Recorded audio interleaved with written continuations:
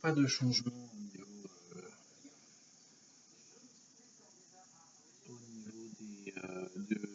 de la Scandinavie, pas de mouvement particulier, mais là les soviétiques ont réussi à se sortir de la nasse des marais de Finlande et de Suède. Donc elles vont pouvoir descendre vers la Suède. Voilà. Les Anglais, alors en Angleterre, parce que le débarquement va quand même bientôt arriver, dès qu'il va faire un peu meilleur, les forces soviétiques vont arriver en mer du Nord de manière très très puissante. Donc là, on a même pas mal d'unités et d'unités américaines et anglaises qui sont destinées, on va le voir là, à tenir le front français qui ne tient pas. Enfin, en tout cas, qui n'arrive pas à tenir correctement. Et donc c'est là que, à mon avis, l'armée rouge va pouvoir profiter en fait de ce renfort qui va bientôt arriver des anglo-saxons pour pouvoir menacer d'invasion l'Angleterre. Alors ici on avait une poche, mais qui n'était pas totalement fermée. D'ailleurs on le voit encore, il y a encore les unités là, qui étaient ici. Là. Et cette poche, grâce au mauvais temps, un très mauvais temps, c'était horrible, on était sur du blizzard pratiquement. On est vrai, c'était le pire de novembre-décembre, de janvier-février, donc clairement c'était horrible. Et bien en fait, l'armée rouge n'a pas voulu avancer, a voulu surtout passer, et en fait ça a permis aux Américains et aux Anglo-Saxons de commencer, on le voit ici, la sortie de la poche. Donc évidemment, ces Anglais et ces Américains sont destinés à aller renforcer les, les défenseurs français.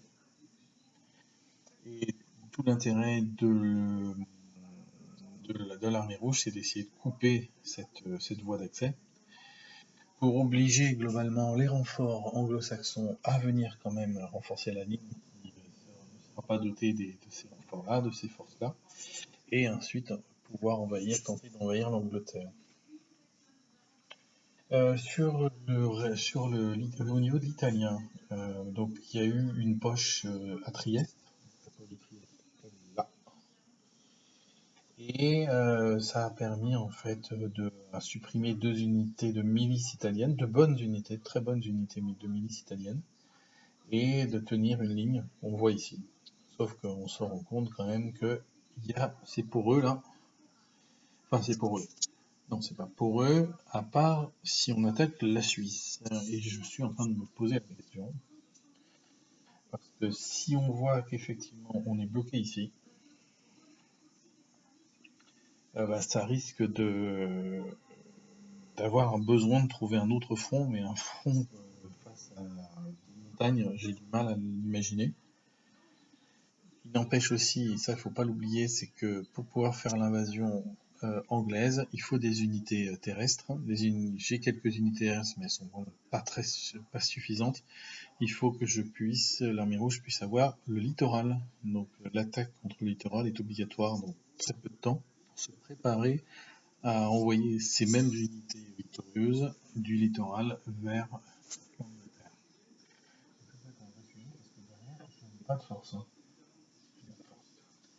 J'ai des forces qui sont importantes partout, mais ça va être léger pour faire une invasion en Angleterre. Donc les Italiens sont assez seuls. Comme convenu, la phase politique qui va arriver de mars à avril, il va y avoir l'alliance entre l'Italie et l'Angleterre. A posteriori, on aurait dû anticiper. Sinon, pas de possibilité d'avoir cette présence anglaise en Italie. Ici, les Grecs ont eu une unité supplémentaire qui les a permis de bloquer l'avancée rouge. C'est là une ligne qui peut se tenir. À confirmer, mais je pense qu'elle peut tenir. Ici, pas de changement, pas de modification. À part qu'elles ont été redécoupées et redécoupées, donc tournées recto. Et là, ça y est, logiquement, si le temps est beau, la règle sera prise à ce tour, si le temps est beau. pas de modification sur le front chinois, mais par contre, il y a une chose quand même, c'est que Manchou ici a été renforcé. Tant pis pour les Chinois communistes qui n'ont pas réussi à obtenir Manchou. Et en fait, les nationalistes se sont quand même renforcés fortement, avec des bonnes unités, et on risque d'être sur un équilibre entre les deux forces. Et soit les Américains, soit les Soviétiques, les deux devront peut-être intervenir pour s'assurer que l'un gagne par rapport à l'autre, sinon ça va être quand même très compliqué. Pas de modification ici, et on le voit par rapport à l'invasion globale, pas de modification dans le Pacifique, mais ça on s'y attendait, de toute façon on n'a pas grand-chose. À partir du moment où les Soviétiques vont faire leur débarquement, ils vont se mettre une grosse navale. Et là, on va pouvoir voir la sortie des unités maritimes soviétiques qui vont déferler. Alors déferler, c'est un bien grand mot sur le Pacifique, mais en tout cas, on aura quand même quelques oppositions pour arriver avec des convois directement jusqu'en Indonésie. Pour l'instant, pas trop de pression, mais de toute façon, la pression ne fera qu'augmenter au fur et à mesure. Sur fin janvier et février, on va arriver sur les renforts de mars-avril. On a pas mal de navires américains dans la construction de poules, mais en fait, vu la domination navale, pas vraiment d'intérêt de construire des navires. Ça viendra certainement plus quand les soviétiques vont sortir leur flotte. Et là, on a quand même encore une fois beaucoup d'unités navales. Clairement, de toute façon, depuis 2 ans, la priorité, c'est le naval pour les communistes. Et on a des convois anglais, on a aussi de la navale, mais voilà, il reste encore quand même pas mal de choses à faire. Et on le voit, septembre-octobre, il va sortir des avions, enfin des CVP, et encore des avions, des navires. Les CVP soviétiques vont être extrêmement importants.